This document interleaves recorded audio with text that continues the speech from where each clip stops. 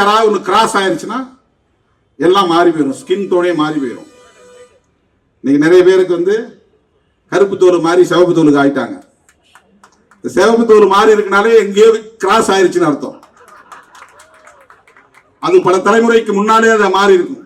இந்த சாதியவாதிகள் எவெல்லாம் சோசியல் மீடியாவில் ஹீரோவா இருக்கிறான் பாருங்க, ஊன்னு பேசுறாங்க, இவங்கெல்லாம் யாரு கண்காணிக்கிறது? வெட்டுவான்னு தெரியல, அப்புறம் ஏன்டா நீ லவ் பண்றான்றான் ஒருத்தன். போலீஸ் ஒண்ணுமே பண்ணல. இதெல்லாம் புரிஞ்சுக்கிறதுக்கு அவங்களால முடியாது. ஏதோ திருமாவளவன் உளறிட்டு இருக்கிறாயா, இது எஸ்சி பிரச்சனைமா. திருமாவளவன் பேசினாலே எஸ்சிக்காக மட்டும்தான் பேசுவாங்கிறது அவனுடைய சாதி புத்தி. அந்த புத்தி மாறாது. அவன் ஒரு காலத்தில் திருமாவளவன் பேசுவதிலே நியாயம் இருக்கிறது என்று ஏற்றுக்கொள்ள போவதில்லை. ஏனென்றால் அவன் ஏற்கனவே ஒரு முன்முடிவு எடுத்துட்டான். திரளாக கூடியிருக்கிற என் உயிரின் உயிரான விடுதலை சிறுத்தைகளே, உங்கள் அனைவருக்கும் என்னுடைய பணிவார்ந்த வணக்கத்தை தெரிவித்துக் கொள்கிறேன். பெயர்கள் விடுபட்டிருந்தால் பொறுத்தருள வேண்டுகிறேன். 12:30 மணிக்கு நான் விமான நிலையம் சென்று விமானம் பிடித்து திருச்சி வழியே பெரம்பலூர் செல்ல வேண்டும். மிகவும் கவலைக்கிடமான நிலையில் எனது சிற்றன்னை மருத்துவமனையில் அனுமதிக்கப்பட்டிருக்கிறார். இந்த ஆர்ப்பாட்டத்தை தள்ளி வைக்கிறோம் என்று ஜேக்கப் வன்னியரசு போன்றவர்களின் இடத்திலே நேற்று சொன்னார்கள். நானும் அதற்கு முதலில் தள்ளி வைப்பதுதான் சரியாக இருக்கும் என்று மிகுந்த துயரத்தோடு பதிலிருத்தேன். ஆனாலும்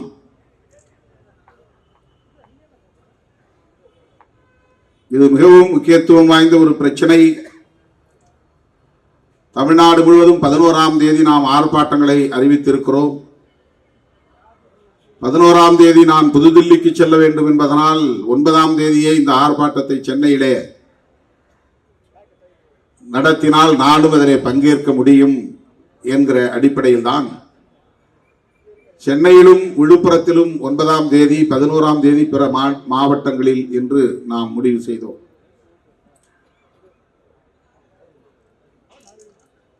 சின்னம்மா அவர்களின் உடல் நலம் மிகவும் கவலைக்கிடமான ஒரு நிலையிலே, சுய நினைவற்ற நிலையிலே செயற்கை சுவாசத்தில் இருக்கிறார். கை கால்கள் கூட அசையவில்லை என்கிற ஆபத்தான நிலை. என்றாலும் இதனை தள்ளி வைத்தால் மறுபடி நடத்துவதற்கான சூழல் அமையாதோ என்கிற ஒரு கவலை எனக்கு மேலிட்டது. அடுத்தடுத்து வரக்கூடிய நாட்களில் மழை பெய்யும் சூழலும் இருக்கிறது. எனவே அறிவித்து போராட்டம் நடக்காமல் போய்விட்டது என்கிற ஒரு நிலை ஏற்பட்டு விடக்கூடாது என்ற எண்ணம் மேலிட்டது. எனவேதான் நான் பெரம்பலூரில் இருந்தே முகநூல் நேரலையில் 9ஆம் தேதி திட்டமிட்டவாறு ஆர்ப்பாட்டம் சென்னையிலும் விழுப்புரத்திலும் நடக்கட்டும்,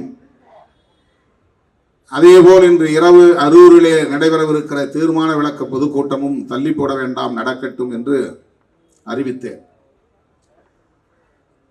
வலியோடு எடுத்த முடிவுதான், ஒரு கடினமான முடிவுதான்.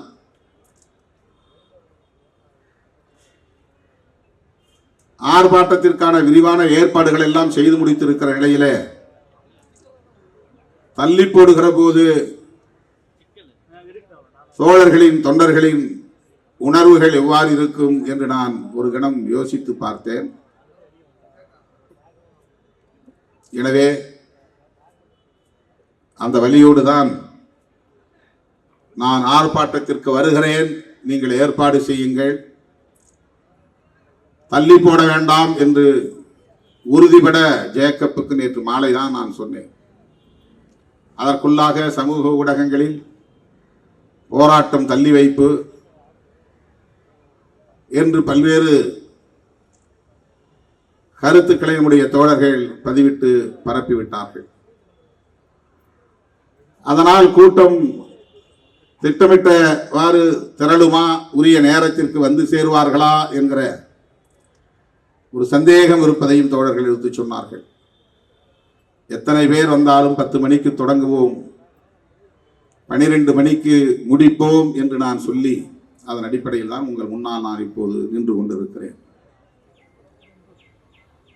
விரிவாக பேச வேண்டும், நெடுநேரம் பேச வேண்டும். ஆணவ கொலைகள் தடுப்பது குறித்து ஆழமாக பேச வேண்டும் என்கிற உணர்வுகள் மேலோங்கி இருக்கின்றன. ஆனாலும் கூட 1:30 மணி விமானத்தை பிடித்தாக வேண்டும் என்கிற நெருக்கடியும் உள்ள சூழலில் நான் சில தகவல்களை உங்களோடு பகிர்ந்து கொள்ள விரும்புகிறேன். தமிழ்நாடு அரசுக்கு ஒரே கோரிக்கை தான், சொல்ல போனால் 2 கோரிக்கை. ஒன்று, ஆறுமுகமங்கலம் கவின் செல்வ கணேஷ் படுகொலை வழக்கை சிபிசிஐடி போலீஸ் விசாரணைக்கு மாற்றியதிலிருந்து தொடர்ந்து நாங்கள் வைக்கிற கோரிக்கை, அதை சிறப்பு புலனாய்வு விசாரணைக்கு உட்படுத்த வேண்டும். உயர்நீதிமன்றத்தின் நேரடி கண்காணிப்பில் சிறப்பு புலனாய்வு குழு அமைக்கப்பட வேண்டும். வழக்கமான காவல்துறையினர்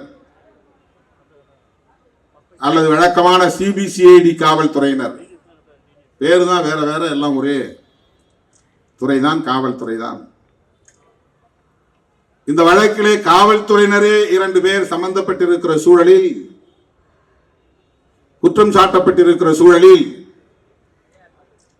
காவல்துறையை சார்ந்தவர்களே விசாரிப்பது அவ்வளவு நம்பகத்தன்மை உடையதாக இருக்காது என்கிற அடிப்படையில் தான் இந்த கோரிக்கையை வைக்கிறோம். சிறப்பு புலனாய்வு குழுவில் புலனாய்வில் தேர்ச்சி பெற்ற யாரையும் நியமிக்கலாம், நீதித்துறையை சார்ந்தவர்களை நியமிக்கலாம். நீதிமன்றத்திற்கு நாள்தோறும் அந்த விசாரணை தொடர்பான அறிக்கையை சமர்ப்பிக்க வேண்டும் என்கிற வகையில உயர் நீதிமன்றத்தின் கண்காணிப்பின் கீழ் இயங்கக்கூடிய சிறப்பு புலனாய்வு குழு. ராஜீவ்காந்தி படுகொலை நடந்த போது கார்த்திகேயன் IAS தலைமையில் சிறப்பு புலனாய்வு குழு கொண்டாங்க. கார்த்திகேயன் IAS, அவர் IPSC படிக்கல, அவருக்கும் புலனாய்வுக்கும் இதற்கு முன்பு எந்த தொடர்பும் கிடையாது. சிபிசிஐடி மாதிரி ஒரு துறையிலும் அவர் பணியாற்றியவர் இல்லை. CBI போன்ற புலனாய்வு துறையிலும் அவர் பணியாற்றியவர் இல்லை. ஆனாலும் கூட அவர் தலைமையிலே ராஜீவ்காந்தி படுகொலை வழக்கை விசாரிப்பதற்கு சிறப்பு புலனாய்வு குழு அமைக்கப்பட்டது. அதுல போலீஸும் பயன்படுத்தப்படுவாங்க.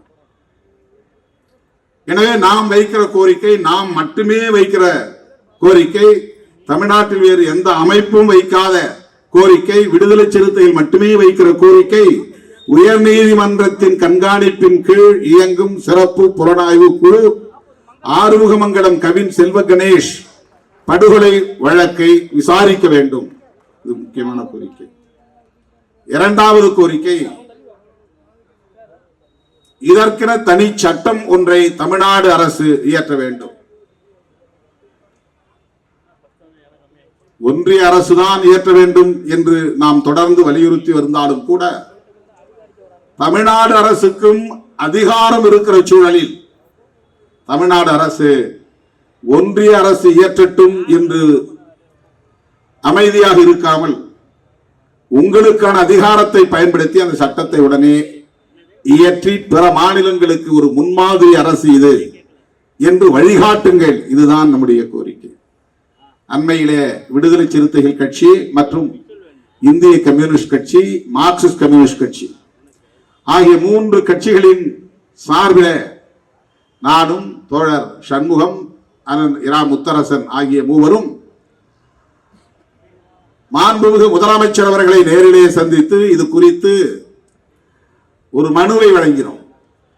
தனி சட்டம் இயற்ற தமிழ்நாடு அரசு முன்வர வேண்டும் என்பதுதான் அந்த கோரிக்கை. ஆகவே இந்த ஆர்ப்பாட்டத்தின் ஊடாக நாம் வைக்கிற முக்கியமான 2 கோரிக்கைகள், ஒன்று, சிறப்பு புலனாய்வு விசாரணைக்கு இந்த வழக்கை மாற்ற வேண்டும். 2, தமிழ்நாடு அரசே தனி சட்டம், ஆணவ கொலைகள் தடுப்பு சட்டம் இயற்ற வேண்டும். அவ்வளவுதான், ஆர்ப்பாட்டமே முடிந்து விட்டது. இந்த இரண்டு செய்திகளை சொல்வதற்காகத்தான் ஆர்ப்பாட்டம். ஆணவ கொலைகள், அது ஆங்கிலத்திலே ஹானர் கில்லிங்ஸ். ஹானர் என்றால் கௌரவம் என்று தமிழில் சொல்வார்கள். அது ஆக்சுவலா தமிழ் இல்லை, அது வடமொழி சொல்லது, சமஸ்கிருதம். கௌரவம் அப்படிங்கிறது, கௌரவம்னா சுயமரியாதையும், சுயமரியாதையும் தமிழ் சொல் இல்லை. அது மான பிரச்சனை, மானம், தன்மானம், குடும்ப மானம், சாதி மானம், சமூக மானம்.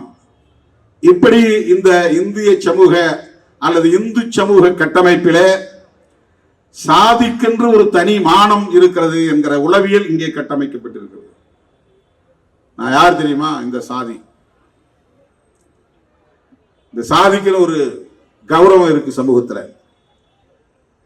இப்படி சாதி கௌரவம் இந்த சமூகத்தில் காலம் காலமாக கற்பிதங்களால்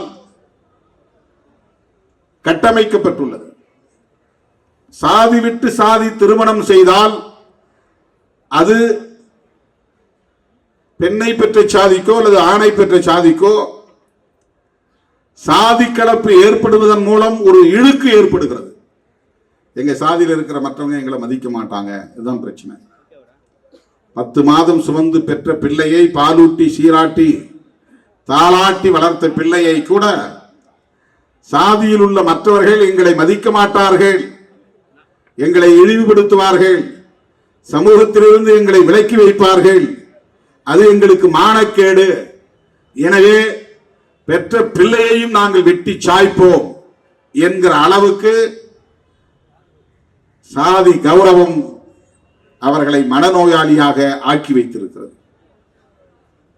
இது ஒரு குறிப்பிட்ட சாதிக்குரியது என்று நாம் சொல்லவில்லை, அல்லது ஒரு குறிப்பிட்ட மாநிலத்தில் அல்லது ஒரு குறிப்பிட்ட மாவட்டங்களில் மட்டுமே நடக்கிறது என்று சொல்லவில்லை. இந்தியா முழுவதும், இன்னும் சொல்ல போனால் உலகத்தில் எந்த நாட்டில் இருந்தாலும் இந்துக்கள் இருக்கிற இடங்களில் இது நிகழ்கிறது. இது இந்து உளவியலாக இருக்கிறது. சாதி உளவியல் என்பது இந்து சமூக உளவியல். அந்த சாதி உளவியல் என்பது ஒரு போலி கௌரவத்தை இங்கே கட்டி எழுப்பியிருக்கிறது. சாதி கடப்பு ஏற்பட்டுவிடக் கூடாது என்பதிலே கவனமாக இருக்கிறது. இது காலம் காலமாக இருந்து வருகிற ஒன்று. பிஜேபி தோன்றாததற்கு முன்பே இருக்கிறது. RSS உருவாவதற்கு முன்பே இந்த சமூகத்தில் இருக்கிறது. மதுரை வீரன் அப்படித்தான் மாறுகால் மாறுகை வெட்டப்பட்டான். காத்தவராயன் ஆரியமாலா கதை அதைத்தான் சொல்லுகிறது. எப்படியோ முருகன் தப்பித்து விட்டான், குரத்தியை அவன் திருமணம் செய்தான், அது 2வது கல்யாணங்கிறதுனால விட்டுட்டாங்க. முருகனை வெட்டி சாய்க்கவில்லை, அல்லது வள்ளியை ஆணவ கொலை செய்யவில்லை. அது எந்த காலம் என்று நமக்கு தெரியாது. அது புராண கதையாகவும் இருக்கலாம், நிகழ்ந்த உண்மையான வரலாற்று கதையாகவும் இருக்கலாம். ஆனால் அதில் சாதி விட்டு சாதி திருமணம் செய்வது என்கிற ஒரு கருப்பொருள் இருக்கிறது, ஒரு கண்டென்ட் இருக்கிறது. முருகன் வள்ளி என்கிற குரத்தியை திருமணம் செய்து கொண்டான். இன்றைக்கு குறவன் குரத்தி என்பது சமூக மதிப்பீடு என்பது வேறு. முருகன் வாழ்ந்த காலத்தில் குறவன் குரத்திக்கு என்ன சமூக மதிப்பீடு இருந்தது என்று யாருக்கும் தெரியாது, நமக்கு தெரியாது. அதற்கான தரவுகள் இல்லை. ஒவ்வொரு காலத்திலும் வெவ்வேறு மதிப்பீடுகள் இருக்கின்றன. இன்றைக்கு நாடார் என்று நாம் அழைக்கிறோமே, இந்த நாடார் சமூகத்திற்கு 100 ஆண்டுகளுக்கு முன்னால் இருந்த மதிப்பீடு வேறு. இன்றைக்கு முக்குளத்தோர் என்று அழைக்கப்படுகிற இந்த சமூகத்திற்கு வெள்ளையர்களின் ஆட்சி காலத்தில் இருந்த மதிப்பீடு வேறு. காலத்திற்கு காலம் மதிப்பீடு மாறுகிறது. சமூகத்தில் அவர்களுக்கான மதிப்பீடு என்பது பொருளாதார நிலையில் உயர்கிற போதும், அதிகாரத்தை அவர்கள் எட்டுகிற போதும் அது ஒட்டுமொத்த சமூக மதிப்பீடாகவும் மாறுகிறது. அதிகாரம் இல்லாதவர்கள், நிலம் இல்லாதவர்கள், பொருளாதாரம் இல்லாதவர்கள் எவ்வளவு நேர்மையானவர்களாக இருந்தாலும் உழைத்து பிழைத்தாலும் அவர்களுக்கான சமூக மதிப்பீடு என்பது கீழ் நோக்கி போகிறது, குறைந்து போகிறது, சரிந்து போகிறது, இழிவுபடுத்தப்படுகிற நிலை இருக்கிறது. ஆனால் இந்த சாதி உளவியல் என்பது இந்த மதிப்பீடுகளை எல்லாம் கடந்து சாதி கலப்பு ஏற்பட்டுவிடக் கூடாது என்பதிலே கவனம் செலுத்துகிறது. சாதி கலப்பு, சாதி கலப்பு என்றால் ஒரு சாதி இன்னொரு சாதியோடு திருமணம் செய்தால் பிறக்கிற குழந்தை எந்த சாதி என்கிற கேள்வி வருகிறது. அந்த குழந்தையை எந்த சாதியிலே சேர்ப்பது என்கிற கேள்வி வருகிறது. அப்போது அவர்களை தள்ளி வைத்து விடுவார்கள். இது எங்க சாதியில் சேர்த்துக்க முடியாது, இது சாதி கெட்ட குடும்பம். சாதி கெட்ட குடும்பம்னா கலப்பு சாதி உருவாகிவிட்டது. பழைய அந்த அப்பா அம்மா ஒரே சாதி, அவங்களுடைய அப்பா அம்மா ஒரே சாதி, அவங்க அப்பா அம்மா ஒரே சாதி, அந்த சாதி கலப்பு அப்படியே ஜீன் வழியா வந்துகிட்டே இருக்கு. சாதி தூய்மை அது. இடையில யாராவது ஒன்று கிராஸ் ஆயிடுச்சுன்னா எல்லாம் மாறி போயிடும், ஸ்கின் டோனே மாறி போயிடும். இன்னைக்கு நிறைய பேருக்கு வந்து கருப்பு தோல் மாறி சிவப்பு தோலுக்கு ஆயிட்டாங்க. இந்த சிவப்பு தோல் மாறி இருக்குனாலே எங்கேயோ கிராஸ் ஆயிடுச்சுன்னு அர்த்தம். அது பல தலைமுறைக்கு முன்னாலே அதை மாறி இருக்கும். அப்படிதான் இதான் ஹியூமன் நேச்சர். இது ஒன்றும் தப்பு கிடையாது, இது தப்பு கிடையாது. ஹியூமன் நேச்சர், மனித வாழ்வியலில் தவிர்க்க முடியாத ஒரு இயற்கை போக்கு, அது இயங்கியல் போக்கு. இதை புரிந்து கொள்வதும் இதை அனுமதிப்பதும் தான் மனித நாகரிகம். அதுதான் நாகரிகம், அதுதான் சிவிலைசேஷன். இனக்கலப்பு நிகழும், சாதி கலப்பு நிகழும். எல்லாவற்றிலும் கலப்பு என்பதன் மூலம்தான் இனப்பெருக்கமே நிகழ்கிறது. ஹைபிரிடுங்கிறாங்களா, ஹைபிரிட்னா என்ன? ஒரு செடி ஒரு வகை இருக்கு, இது அது ஒரு சாதியா இருக்கு, இது ஒரு சாதியா, ரெண்டும் சேர்த்து ஹைபிரிட். அங்க சாதி கலப்பு ஏற்பட்டுரும். அதை ஒட்டு செடியும்பாங்க. ஒட்டு செடி கலப்பின வகை. இது ஒட்டு மாங்காவில் விதை இல்லாம வரும். இப்போ விதை இல்லாம வர்றதெல்லாம் ஹைபிரிட். இங்கிலீஷ்ல ஹைபிரிட்னுவாங்க, பொட்டானிக்கல் நேம். அது என்னன்னா சாதி கலப்புன்னு அர்த்தம். அங்க சாதியை போய் செடியை யாரும் கொலை பண்ண முடியாது. இந்த செடியும் அந்த செடியும் ஒன்னா சேர்ந்து புது செடி உருவாயிருச்சு. அதுக்கு என்ன பேர்? இந்த மாம்பழம் நாட்டு மாம்பழம் தான் நாட்டு மாம்பழம். நாட்டு மாம்பழத்தில் வந்து ரொம்ப சுவை இருக்காது, அது ஒரு மாதிரி இருக்கும். சுவை கூடணும், சதை அதிகமாக இருக்கணும், கொட்டை சின்னதாக இருக்கணும், இல்லைன்னா கொட்டையை இல்லாமல் இருக்கணும். அதுக்கு கலப்பு உருவாக்குறான். அப்போதான் நிறைய உற்பத்தி. கலப்பு ஏற்பட்டால் தான் நிறைய உற்பத்தி. கலப்பு ஏற்பட்டால் தான் நிறைய ஃப்ளஷியான ஃப்ரூட்ஸ் கிடைக்கும், சதைப்பற்றுள்ள பழம் கிடைக்கும், சுவையுள்ள பழம் கிடைக்கும். இதை மனிதன் கண்டுபிடிச்சிருக்கிறான். மனித இனத்திலும் அப்படித்தான் கலப்பு ஏற்பட்டு தான் ஞானிகள் உருவாகிறார்கள். ஒரே சாதிக்குள்ள அக்கா புள்ள அத்தை புள்ள, அக்கா புள்ள அத்தை புள்ளன்னு கல்யாணம் நொண்டி காடும், அதாவது காலு ஊனமும் கை ஊனமும் பார்வை இழந்தும் உடல் அங்ககீனமும் ஏற்படும். கைகால் அங்ககீனம் ஏற்படுறது என்னன்னா ஒரே சாதிக்குள்ள அகமண முறை வர்றதுனாலதான் வருது. பேச்சு வழக்கில் ஒண்டின்றோம், அதை வேற மாற்றுத்திறனாளிகள் வருத்தப்படுவாங்க. அதற்காக வருந்துகிறேன், அதை சொல்லக்கூடாதுதான். நாமும் சேர்ந்துதான் அந்த பிரச்சாரம் பண்றோம். இது நீண்ட காலமா பேசிக்கிட்டு வர்ற ஒரு பேச்சு வழக்கு. குழந்தைகள் அங்கவீனமாக பிறப்பதற்கு கால் கை இல்லாம போயிடும், குட்டையா பிறப்பாங்க, மூக்கு போயிடும், கண்ணுக்கு ஒரு மாதிரி உருவமா மாறி போயிடும், குறை உறுப்புகள், மூளை வளர்ச்சி இல்லாம போயிடும். இதெல்லாம் எதனால வருதுன்னா சொத்து போயிடக்கூடாதுன்னு அக்கா பிள்ளைக்கு அத்தை பிள்ளைக்கே மாறி மாறி ஒரே வீட்டுக்குள்ளே கல்யாணம் பண்ணிக்குவாங்க. இப்படி அப்படி சுத்தி வந்து அக்கா முறை வருது தங்கச்சி முறை வருதுன்னா அது பரவாயில்ல விடுறான் பாம்போ. ஏன்னா சொத்து செய்யறது இல்லை. ஏக்கர் கணக்கில் சொத்து, நகை நட்டு, ஆடு மாடு, இது ஆணவ கொலைகள் நடப்பதற்கு சொத்து ஒரு காரணம். அவ்வளவு சொத்து சேர்த்து வச்ச கடைசியில் போய் இந்த பயிருக்கு கொடுக்கணுமா? அதான் உங்களுக்கு பிரச்சனையே. சாதி மட்டும் சாதி கௌரவம் மட்டும் காரணம் கிடையாது. ஒரே ஒரு பொம்பளை பிள்ளை, அந்த பொம்பளை பிள்ளைக்காக நான் இவ்வளவு சொத்து சேர்த்து வச்சிருக்கிறேன், இதெல்லாம் எங்க போய் கொடுப்பேன் நான்? யாரோ ஒரு பையன் தெருவில் போனவன் திடீர்னு லவ்னு வந்து என் பிள்ளைய அழைச்சி போயிட்டான். இவ்வளவு சொத்தையும் அவனுக்கும் அவன் குடும்பத்தை சார்ந்தவங்களுக்கு போய் சேரணுமா? இதுதான் பிரச்சனைங்க. Economical factor இருக்குதுக்குள்ள.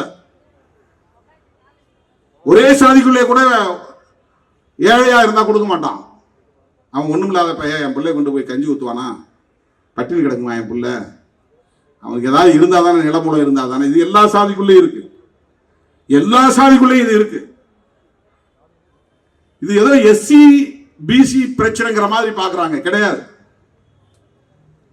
எஸ்சி பிசி பிரச்சனை கிடையாது. இது ஒவ்வொரு சாதிக்குள்ளேயும் நடக்குது, எஸ்சிக்குள்ளேயும் நடக்குது. எஸ்சிக்குள்ள வேற வேற சாதிக்குள்ள மட்டும் இல்ல, ஒரே சாதிக்குள்ளேயும் நடக்குது. அவன் வகையறான்னா என் வகையறான்னா வகையறாக்குள்ள வந்துருவான். அவன் குலதெய்வம் என்ன என் குலதெய்வம் சாமி கும்பிட்ற வகையறாக்குள்ள போயிடுவான். அவனுக்கு என்ன இருக்கு, அவன் மாடு மேய்க்கிறவன் அவனுக்கு போய் என் பிள்ளைய கொடுக்கறதாம்பான். அவனுக்கு ஒண்ணுக்கு போறதுக்கு ஒரு இடம் இருக்காம்பான், ஒண்ணுக்கு போற அளவுக்கு ஒரு இடம் இருக்கா அவனுக்கு அப்படிம்பான். உட்காந்து ஒண்ணுக்கு போற அளவுக்கு சிறுநீர் பெய்யக்கூடிய அளவுக்காக அவனுக்கு சொந்த இடம் இருக்கா? ஒன்றும் இல்லை, புறம்போக்கில் கிடக்குறான். போடா புறம்போக்கும்பான். இதெல்லாம் எங்கிருந்து வருகிறது? இது பொருளாதார அளவுகோலில் இருந்து வருகிறது. ஆகவே பெண்ணுக்கு நல்ல இடத்திலே மாப்பிள்ளை பார்க்க வேண்டும், அவள் எதிர்காலத்திலே நல்ல குடும்பத்தில் போய் வாழ வேண்டும் என்று விரும்புவது தவறில்லை. இது மனித இயற்கை தான். நல்ல பழக்க வழக்கம் உள்ளவனுக்கு திருமணம் செய்து வைக்க வேண்டும் என்று விரும்புவது தவறில்லை, அதுவும் மனித இயற்கை தான். குடிப்பழக்கம் இல்லாதவனாக இருக்க வேண்டும், கஞ்சா போதை பழக்கம் இல்லாதவனாக இருக்க வேண்டும், சிகரெட் குடிக்கிற பழக்கம் இல்லாதவனாக இருக்க வேண்டும், பொய் சொல்லாதவனாக இருக்க வேண்டும், தில்லுமுள்ளு செய்யாதவனாக இருக்க வேண்டும், சோம்பேறியாக இல்லாதவனாக இருக்க வேண்டும், மந்த புத்தி இல்லாதவனாக இருக்க வேண்டும், பார்க்கறது கொஞ்சம் ஆள் வாட்ட சாட்டமாக இருக்க வேண்டும். இதையெல்லாம் பார்க்கறது தவிர்க்க முடியாது. குடும்ப இல்லற வாழ்க்கையை தேர்வு செய்கிற போது பெற்றோர் இந்த மதிப்பீடுகளை எல்லாம் அளவுகோல்களை எல்லாம் வைப்பது தவிர்க்க முடியாது, இல்லை என்று நாம் சொல்லவில்லை. ஆனால் சாதி விட்டு சாதி திருமணம் செய்யக்கூடாது என்பதிலே ஒரு சனாதன கருத்து இருக்கிறது. சாதி கலப்பு ஏற்பட்டுவிடக் கூடாது, சாதி தூய்மைவாதம் இங்கே பாதுகாக்கப்பட வேண்டும் என்பது சனாதனத்தின் உச்சம். அகமன முறை, சாதி விட்டு சாதி திருமணம் செய்வது, மதம் விட்டு மதம் திருமணம் செய்வது புறமண முறை. இந்து சமூகத்திலே இதுதான் நீண்ட காலமாக பின்பற்றப்பட்டு வருகிற மிக முக்கியமான ஒரு நிலைப்பாடு அல்லது கோட்பாடு அல்லது சம்பிரதாயம். பிசினா பிசிக்குள்ள கல்யாணம் நடக்காது. முதலியாரும் பிள்ளைமாரும் திருமணம் செய்வார்களா? செய்ய மாட்டார். நல்ல நண்பர்களாக இருப்பார்கள், சேர்ந்து தொழில் செய்வார்கள், சேர்ந்து அரசியல் செய்வார்கள், அப்படி திருமணம் செய்ய மாட்டார்கள். கொடுக்கல் வாங்கல் இருக்காது. இது ஒண்ணு மட்டும் ரொம்ப கராரா போயிட்டு இருக்கும். எல்லா வகையிலும் சேர்ந்து இருப்பார்கள். தண்ணி அடிக்கிற போது எதுவுமே பார்க்க மாட்டான், சேர்ந்து தண்ணி அடிப்பாங்க. அப்பெல்லாம் எச்சி இருக்குன்னு கூட பார்க்க மாட்டான். ஊறுகாயா எல்லாரும் ஒரே நேரத்தில் போட்டு நக்கிக்கிட்டு இருப்பாங்க. அதுல சாதி பார்க்க மாட்டார்கள். இதெல்லாம் நடைமுறையில் நாம் பார்க்கிறோம். சாதி விட்டு சாதி திருமணம் செய்யக்கூடாது என்கிற கருத்தியல் சனாதனத்தோடு தொடர்புடையது, சனாதன கருத்தியல். சாதி கலப்பு ஏற்படக்கூடாது, அகமண முறைதான் நடைமுறையில் இருக்க வேண்டும். சதி வழக்கம் சனாதன முறைதான். விதவைகள் திருமணம் செய்யக்கூடாது, அது ஒரு சனாதனம் தான். விதவையாக இருந்தால் நல்லது கெட்டதுகளில் பங்கேற்க கூடாது, அது சனாதனம். விதவை பெண்கள் வெள்ளை ஆடை தான் உடுத்த வேண்டும், பொட்டு வைக்க கூடாது, பூ வைக்க கூடாது, அது சனாதனம். தலைமுடியே வைத்திருக்க கூடாது, மொட்டை அடித்துக் கொள்ள வேண்டும், அது சனாதனம். இதெல்லாம் இன்னைக்கும் பிராமண பெண்கள்கிட்ட ரொம்ப தீவிரமா நடைமுறையில் இருக்கு. மடிசார் மாமிகள்கிட்ட அதை மீறி வந்தவங்க நிறைய பேர் வெளியே இருக்கிறாங்க, முற்போக்கா. எவ்வளவு இளம் வயதிலே திருமணம் செய்து கணவனை இழந்தாலும், 12 வயதிலே விதவையானால் அவள் 92 வயது வரையில் வாழ்ந்தாலும் அவள் தன் உணர்ச்சிகள் அனைத்தையும் தேவைகள் அனைத்தையும் சுருக்கி கொண்டு கட்டுப்பட்டு ஏதோ ஒரு ஆணுக்கு கட்டுப்பட்டு அவள் வாழ வேண்டும் என்பது இந்த சமூகத்திலே நீடிக்கிறது. அதுதான் சனாதனம். பெண்களை ஒடுக்குவது, ஏன்னா பெண் தான் இனப்பெருக்கத்தின் மூலாதாரம். அடுத்த வாரிசுகளை உருவாக்குவதற்கான மூலாதாரம். எனவே பெண்களை தன் கட்டுப்பாட்டுக்குள்ளே வைத்துக் கொண்டால் சாதி கலப்பு ஏற்படாமல் சாதி தூய்மையை காப்பாற்றிவிட முடியும், சாதி கௌரவத்தை காப்பாற்றிவிட முடியும். விதவையாய் இருப்பவள் கணவன் இறந்த பிறகு உயிரோடு வாழ்ந்தால் அவள் நடத்தை கெட்டவளாக மாறிவிடுவாள். அதன் மூலம் குடும்ப மானமும் போகும், சாதி மானமும் போகும். எனவே அவள் விருப்பம் இல்லாமலேயே அவளை தூக்கி உடன்கட்டை ஏற வைப்பது, உயிரோடு கொளுத்துவது என்கிற நடைமுறை இந்தியாவிலே உத்தரப்பிரதேசம் போன்ற மாநிலங்களிலே நீண்ட காலம் தீவிரமாக இருந்தது. இப்போதும் அது நீடிக்கிறது. அதை யாரும் கட்டுப்படுத்த முடியல. அதையெல்லாம் நீங்க ஏத்துக்கிட்டு போகணும் அப்படின்னு நாம சொல்லல. பெற்றவர்களுடைய உணர்வுகள் எத்தகையதாக இருக்கும் என்பதை உணர்ந்தாலும் கூட இந்த பிரச்சனையை அதோடு மட்டுமே பார்க்க கூடாது, அதன் அடிப்படையில் மட்டுமே அணுகக்கூடாது. இந்த பிரச்சனையின் மூலம் என்னவாக இருக்கிறது என்றால் சாதி தூய்மைக்கானதாக இருக்கிறது, சனாதனத்தின் கோட்பாடாக இருக்கிறது. எனவே இதை நாம் எதிர்க்கிறோம்.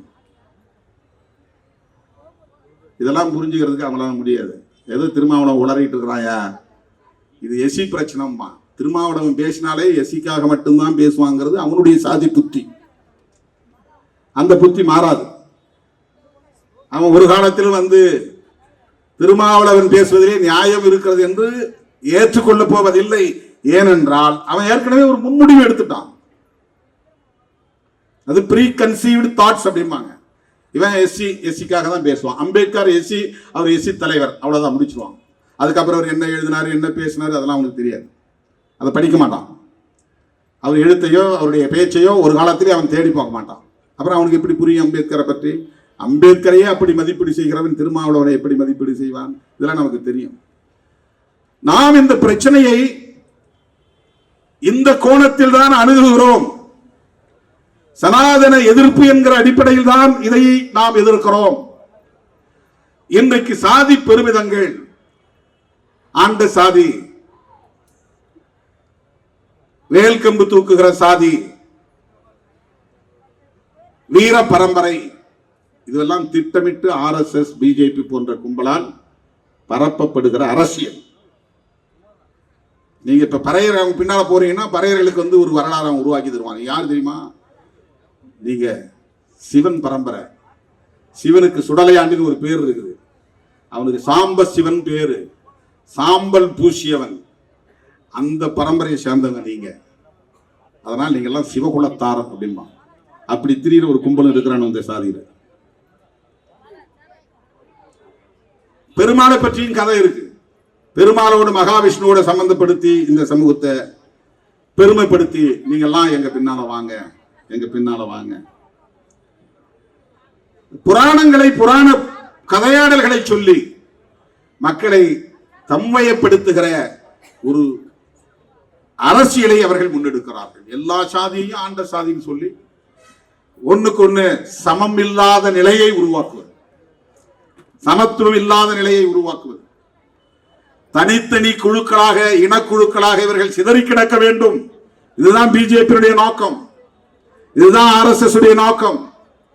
இதை பெரியார் பார்வையால், அம்பேத்கர் பார்வையால், மார்க்சிய பார்வையால் மட்டும்தான் புரிந்து கொள்ள முடியும்.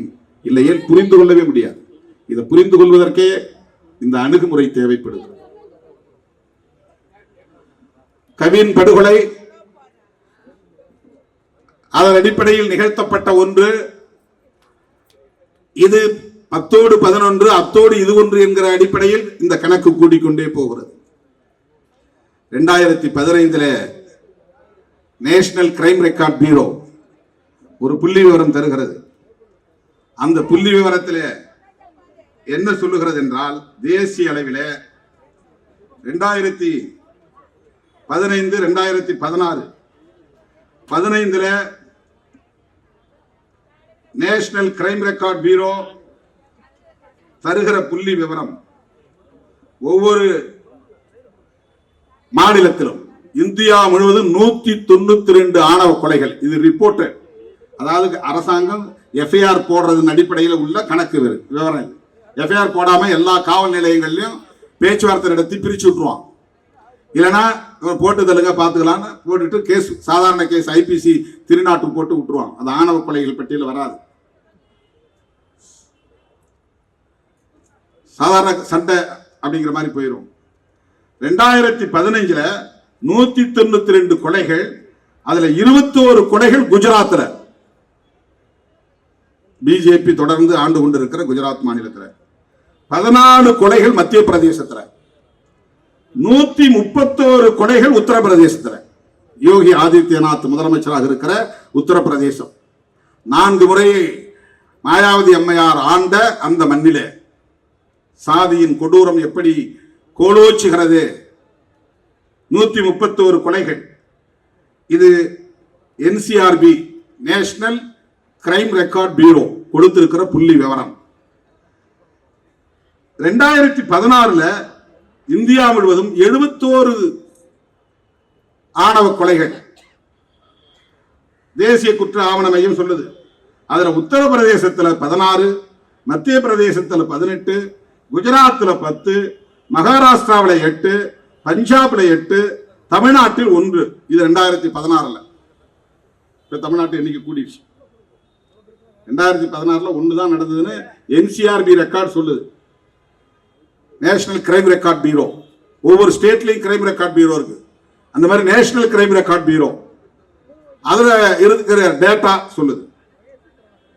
இந்த உத்தரப்பிரதேசம், மத்திய பிரதேசம், குஜராத், மகாராஷ்டிரா, பஞ்சாப் இதெல்லாம் இன்றைக்கு பொலிட்டிக்கல் டேர்ம்ல என்ன சொல்லுவாங்கன்னா கவ் பெல்ட்னுவாங்க.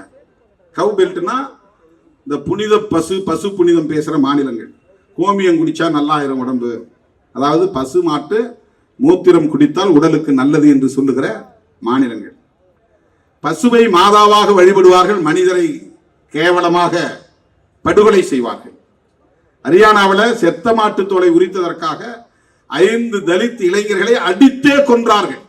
அது உயிரா இருக்கிற மாட்டை வாங்கி கொண்டு அப்புறம் தோலை உரிக்கல, செத்து கிடக்குது, நாரிக்கிட்டு இருக்கிற நிலையில போய் ஒருத்தன் பார்க்குறான், ஏன் மாடு செத்து கிடக்கு, இதை நம்ம தோலை உரிச்சோம்னா ஒரு 100-200க்கு விற்கலாம் அப்படின்னு ஆசைப்பட்டு அந்த மாட்டை, செத்த மாட்டை தூக்கிட்டு தோலை உரிச்சு கரியெல்லாம் புதைச்சிட்டு அந்த தோலை சுத்தப்படுத்தி விற்கிறதுக்காக ஏற்பாடு பண்றாங்க. இந்த தகவல் தெரிஞ்ச உடனே செத்து போனாலும் மாட்டு தோலை நீ ஏன் உரிச்ச, பசுமாட்டு தோலை அப்படின்னு அந்த 5 பேரை அடிச்சே கொள்றாங்க.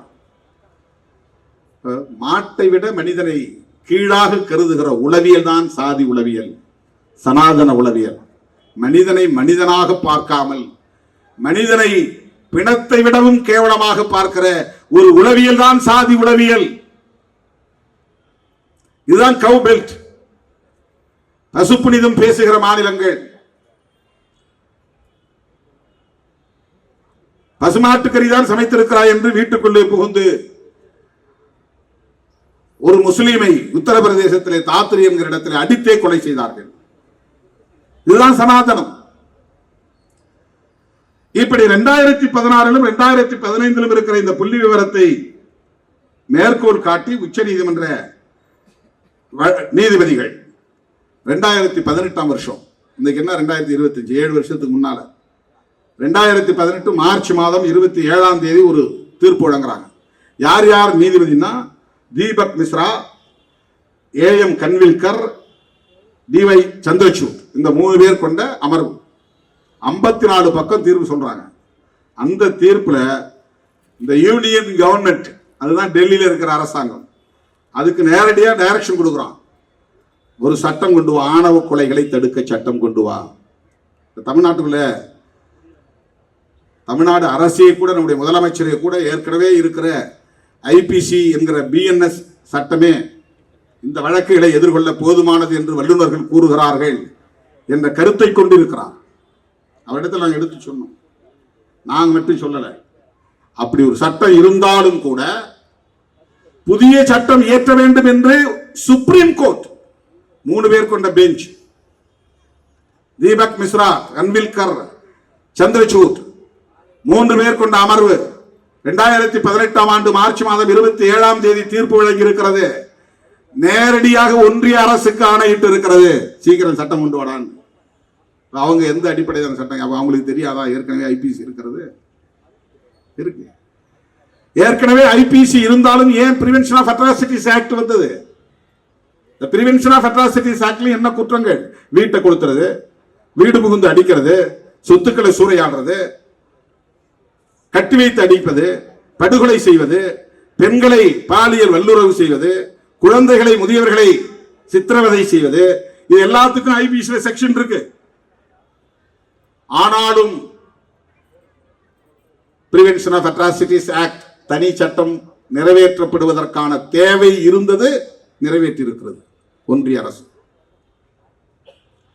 பெண்களுக்கு எதிரான குற்றங்கள், பல குற்றங்கள் இருக்கு. டொமஸ்டிக் வயலன்ஸ், அதுக்கு தனி சட்டம் இருக்குது. செக்ஷுவல் ஹராஸ்மெண்ட்ஸ் தனி சட்டம் இருக்கிறது. டீசிங், கிண்டல் பண்றான், பின்னாலே தொடர்ந்து போறான், கேலி செய்யறான், அதுக்கு தனி சட்டம் இருக்கு. பெண்கள் பாதுகாப்புக்கு ஐபிசி போதும் என்று ஏன் சொல்லவில்லை? ஐபிசி சட்டத்தின் மூலமாகவே பெண்களுக்கு எதிரான குற்றங்கள் விசாரிக்கப்பட முடியும். ஆனாலும் அந்த சட்டம் போதவில்லை, சிறப்பு சட்டம் தேவைப்படுகிறது என்று சிறப்பு சட்டம் கொண்டு வரப்பட்டிருக்கிறது. விமன் ஹராஸ்மெண்ட்ஸ், அதுக்கு எதிரான சட்டம் இருக்கு. டொமஸ்டிக் வயலன்ஸ், டவுரி ஆக்ட் இருக்கு. 7 கல்யாணம் ஆகி 7 வருஷத்துக்குள்ள ஒரு பெண் எந்த நிலையில் பாதிக்கப்பட்டாலும் டவுரி ஆங்கிள் விசாரிக்கணும் சட்டம் சொல்லுது. அவன் உடல் நலம் பாதிக்கப்பட்டு இறந்தா கூட உடனே ஆர்டிஓ வந்துருவாங்க, ஆர்டிஓ என்கொயரி. அவன் எப்படி செத்தா, ஏன் செத்தா, யாராவது டவுரி கேட்டீங்களா, அப்பாவை கூப்பிட்டு விசாரிக்கணும், அம்மாவை கூப்பிட்டு விசாரிக்கணும், அதாவது மாமனார் மாமியாரை கூப்பிட்டு விசாரிக்கணும், நாத்தனாவை கூப்பிட்டு விசாரிக்கணும், கொழுந்தரை கூப்பிட்டு விசாரிக்கணும்.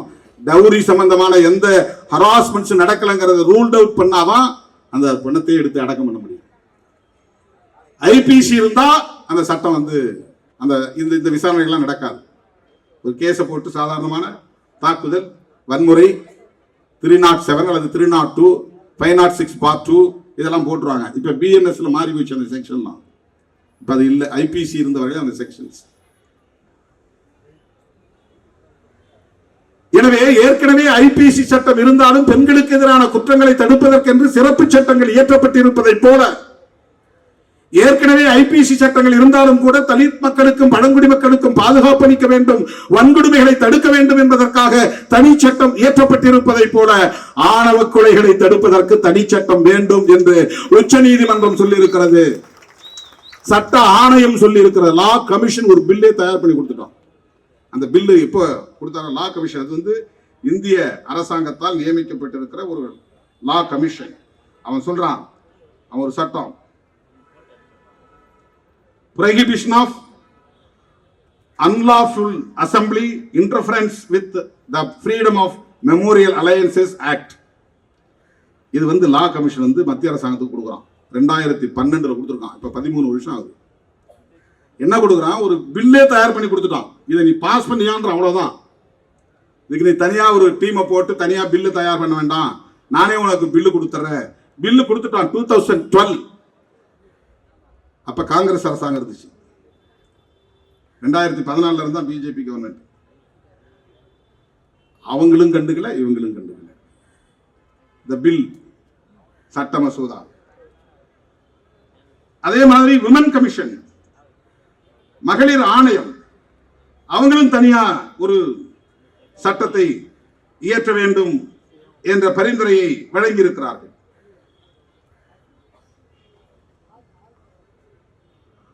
அது மட்டும் இல்ல, வி ராமசுப்ரமணியம் ஹைகோர்ட்ல ஒரு தீர்ப்பே கொடுத்திருக்காரு. அவர் ஹைகோர்ட்ல உசிலம்பட்டி திலீப் குமார் வழக்கு உயர் நீதிமன்றத்தில் 2016 ஒரு தீர்ப்பு கொடுத்திருக்கிறார். அது ஒரு புத்தகமாக வெளிவந்திருக்கு. எங்கெங்கெல்லாம் என்னென்ன வன்கொடுமைகள் நடந்திருக்கின்றன என்பதையெல்லாம் பட்டியலிட்டு ஆணவ கொலைகளை தடுப்பதற்கு சட்டம் தேவை. யார் யார் சொல்றது? சிறுத்தைகள் மட்டும் சொல்லவில்லை, கம்யூனிஸ்டுகள் மட்டும் சொல்லவில்லை, இந்திய சட்ட ஆணையம் சொல்லுகிறது, இந்திய அல்லது தேசிய மகளிர் ஆணையம் சொல்லுகிறது, உயர் நீதிமன்ற நீதிபதி வி சுப்பிரமணியம் சொல்லி இருக்கிறார், ராமசுப்ரமணியம் சொல்லி இருக்கிறார். விடுதலை சிறுத்தைகள் கட்சியின் சார்பில் பிஜேபி கவர்மெண்ட் வந்த பிறகு 2 முறை கொண்டு போய் இந்த விவரங்களை எல்லாம் எழுதி மனுவாக கொடுத்திருக்கிறோம். இந்த உச்சநீதிமன்ற தீர்ப்பு 2018 வருவதற்கு முன்பு எந்த அமைப்பு அந்த வழக்கை தொடுத்ததுன்னா சக்தி வாகினின்னு ஒரு அமைப்பு யூனியன் கவர்மெண்ட்டுக்கு எதிராக வழக்கு தொடுக்கிறாங்க. அதுலதான் இந்த தீர்ப்பு வருது. அது என்ன சொல்லியிருக்காங்கன்னா, தடுப்பு நடவடிக்கைகள் நீங்க செய்யணும். இது வந்து மாநில அரசுகளுக்கும் குறிப்பா காவல்துறையினருக்கு அந்த கவர்மெண்ட் சொல்லியிருக்கிறது. தடுப்பு நடவடிக்கைகள் என்ன தடுப்பு நடவடிக்கை பண்ணணும்? முதல்ல நீ ஐடென்டிஃபை பண்ணணும், எந்தெந்த ஏரியாவில் இது தொடர்பான டென்ஷன்ஸ் இருக்கு, சமூக பதற்றம் இருக்கு. இப்ப மேற்கு மாவட்டங்களில் பரவிச்சு, வட மாவட்டங்களை ஒப்பிடும் போது தென் மாவட்டங்களில் ரொம்ப அதிகமா இருக்கு. அதுக்கு அடுத்தபடியா மேற்கு மாவட்டங்கள்லயும் இருக்கு, வட மாவட்டங்கள்லயும் இருக்கு. எந்தெந்த மாவட்டங்கள்ல குறிப்பா இருக்குங்கிறத ஐடென்டிஃபை பண்ணி அதுக்கு தனியா நீங்க வந்து ஒரு டிஎஸ்பி தலைமையில கமிட்டி போட்டு அங்கங்க நாடு என்கிற பெயர்ல சாதி பஞ்சாயத்து கூட்டுறாங்களான்னு பார்க்கணும். சாதி பஞ்சாயத்து கூட்டினா அங்க போய் நீங்க உடனே அதை தடுக்கணும், 144 போட்டு தடுக்கணும். மீறி நடத்தினாங்கன்னா அதை முழுக்க நீ வீடியோ பண்ணணும், யார் என்ன பேசுறாங்கிறதெல்லாம் வீடியோ ரெக்கார்ட் பண்ணணும். அவனுக்கு மேல நீ கேஸ் போடணும், அவங்கள கைது பண்ணணும். வட இந்தியாவில் அதை காட் பஞ்சாயத்துங்கிறாங்க, தென்னிந்தியாவில் அதை சாதி பஞ்சாயத்துங்கிறாங்க, தென் மாவட்டத்தில் அதை நாடு பஞ்சாயத்துங்கிறாங்க, நாடு அமைப்பு முறை. வேளவளவு முருகேசனை கொள்றதுக்கு திடீர்னு ஒரு கும்பல் வந்து கொண்டுல மந்தையில் அவன் கூட்டம் கூட்டுறான், நாடு நாடுங்கிற அமைப்பு முறை கூட்டுறான், கூட்டம் கூட்டுறான். கூட்டத்தில் வெளிப்படையா பேசுறான், முடிவெடுக்கிறான். இது கவர்மெண்ட் உங்களுக்காக ஒதுக்கி இருக்கலாம், ஆனா நாங்க விட மாட்டோம், இது எங்களுக்கான பஞ்சாயத்து. எங்க ஆள் உட்கார்ந்த நாற்காலியில ஒரு பறைய உட்கார நாங்க ஒருபோதும் விட மாட்டோம். எவனாவது மீறி விண்ணப்பம் தாக்கல் செய்தால், வேட்புமனு தாக்கல் செய்தால் அவன் தலை இருக்காது, பந்தாடுவோம், தீர்மானம் போடுறான். இந்த பஞ்சாயத்து போலீஸுக்கு தெரியும், இன்டெலிஜென்ஸுக்கு தெரியும், எவனுமே கண்டுக்கல. அவனை ஃபாலோ பண்றான், போலீஸுக்கு தெரியும், இன்டெலிஜென்ஸுக்கு தெரியும், ஸ்பெஷல் பிரான்ச்சுக்கு தெரியும், கண்டுக்கவே இல்லை, பாதுகாப்பே கொடுக்கல. முதலமைச்சர் வரையில் வந்து அவன் மனு கொடுக்குறான், ஐயா என் உயிருக்கு ஆபத்து இருக்குன்னு. முதலமைச்சர் அந்த அதிகாரிகளுக்கு அதை ஃபார்வர்ட் பண்றார், ஆனா இந்த நடவடிக்கையும் இல்லை. அவன் திட்டமிட்டவாறு மேலவளவு முருகேசனோடு 7 பேரை பட்ட பகலில் வெட்டி சாய்க்கிறார்கள். அதனால்தான் விடுதலை சிறுத்தைகள் கட்சி மட்டும் தொடர்ந்து சொல்லி வருகிறது, இந்த குற்றங்களை கண்காணிப்பதற்கு தனியே ஒரு நுண்ணறிவு பிரிவு தேவை, ஒரு இன்டெலிஜென்ஸ் தேவை. கியூ பிரான்ச் தனியா ஒரு இன்டெலிஜென்ஸ் வச்சிருக்கீங்களா? இல்லையா? தனியா இருக்கு, ஐபி இருக்கு, பல புலனாய்வு அமைப்புகள் இருக்கின்றன, ஸ்பெஷல் பிரான்ச் இருக்கு. சிட்டி மாதிரி இடத்துல ஐஎஸ் ஒரு அமைப்பு இருக்குது, இன்டெலிஜென்ஸ் செக்ஷன். ரூரல்ல ஸ்பெஷல் பிரான்ச் இருக்குது. இதெல்லாமே டிட்டாச்மெண்ட் அப்படின்னு ஒரு பிரிவு, தனியார் புலனாய்வு பிரிவு இருக்குது. பல நுண்ணறிவு பிரிவு இருக்கிற போது இந்த சாதியவாதிகள் எவன் சோசியல் மீடியாவில் வந்து ஹீரோவா இருக்கிறான் பாருங்க, ஊன் பேசுறாங்க, இவங்கெல்லாம் யார் கண்காணிக்கிறது? வெட்டுவான்னு தெரியல, அப்புறம் ஏன்டா நீ லவ் பண்றான்றான் ஒருத்தன். போலீஸ் ஒண்ணுமே பண்ணல. வெட்டுனவனும் பாவம்னு ஒருத்தன் பேசுறான், அவன் வேலையே போயிருச்சு, அவன் வாழ்க்கையே போயிருச்சு, ஒருத்தன் உயிரே போயிருச்சு. அதை பத்தி அவன் கவலைப்படல. அவன் உள்ள போயிட்டா இனி அவன் வாழ்க்கையே போயிருச்சு, அதுக்காக அவன் கவலைப்படுறான். இந்த மாதிரி சக்திகள் சமூகத்திலே பதற்றத்தை உருவாக்குகிறார்கள். 2 தம்பிங்க பாவம், கோபி சுதாகர் அப்படின்னு, ரொம்ப நேர்மையா அவன் யாரையும் சொல்லாம ரொம்ப நேர்மையா கருத்து சொல்லியிருக்கிறான். இந்த பிள்ளைங்களுக்கு என்ன விருது கொடுத்தாலும் பொருந்தும். நேர்மையா சொல்றான், அவன் யாரையும் மனசுல வச்சுட்டு பேசுறான். அவனை மிரட்டி அந்த போஸ்ட் எடுக்க வச்சுட்டாங்க. நாம சொல்லியிருந்தா பெரிய பிரச்சனையா மாறி இருக்கும். நல்ல வேளை அவனுக்கு வந்து இந்த தலித் அடையாளம் இல்லாத பசங்க போடுறது அப்படின்னு நினைக்கிறேன். இப்ப இதையெல்லாம் கண்காணிப்பதற்கென்று ஒரு நுண்ணறிவு பிரிவு தேவை. இதை நான் சொல்ல, சுப்ரீம் கோர்ட்டே சொல்லுது, தடுப்பு நடவடிக்கை. இதை நீ கண்காணிக்கணும், விழிப்போடு இருக்கணும். அங்க டிஎஸ்பி மட்டத்தில் ஒரு அதிகாரியை போடணும். கூட்டம் நடந்தால் அதை கண்காணிச்சு பதிவு செய்து அவர்கள் மீது நடவடிக்கை எடுத்து வழக்கு பதிவு செய்து நடவடிக்கை எடுக்கிறோம். 144 உத்தரவு போட்டு 151 கீழே கைது செய்யறோம் அப்படின்னு சொல்றாங்க. என்ன சுப்ரீம் கோர்ட் சொல்லுது, சுப்ரீம் கோர்ட் சொல்லுதுங்கிற இல்லையா, இது முக்கியமானது. 2வது நிவாரண நடவடிக்கை. நிவாரண நடவடிக்கை என்ன அப்படின்னா, இந்த அச்சுறுத்தலுக்கு ஆளாகக்கூடிய பாவம் ஒருத்தர் தெரியாம லவ் பண்ணிட்டு பாடா படுறாங்க, எங்க போய் தங்குறதுன்னு தெரியல, அங்க ஓடுறாங்க இங்க ஓடுறாங்க, பதுங்குறாங்க, போய் காவல் நிலையத்துல கடந்து கதறாங்க, அழுகுறாங்க, ஆனா விடமாட்டாங்க இந்த சாதிவாத கும்பல்.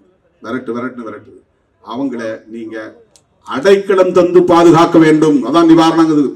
சுப்ரீம் கோர்ட் அந்த மாதிரி யார் வந்து புகார் கொடுக்கிறானோ உடனடியாக அவங்களுக்கு பாதுகாப்பான இடம் கொடுக்கணும். அதுக்கு தனி இல்லத்தை கட்டுன்றான், தனி இல்லத்தை உருவாக்கு, அந்த தம்பதியினர் பாதுகாப்போடு இருப்பதற்கு ஏற்ற பாதுகாப்பு இல்லங்களை துவக்கு. கலப்பு மனம் செய்து கொள்ள விரும்புவோர் சட்டப்படியான வயதை எட்டியவர்களாக இருந்தால் அந்த திருமணம் நடைபெறுவதற்கான பாதுகாப்பை காவல்துறை தர வேண்டும்.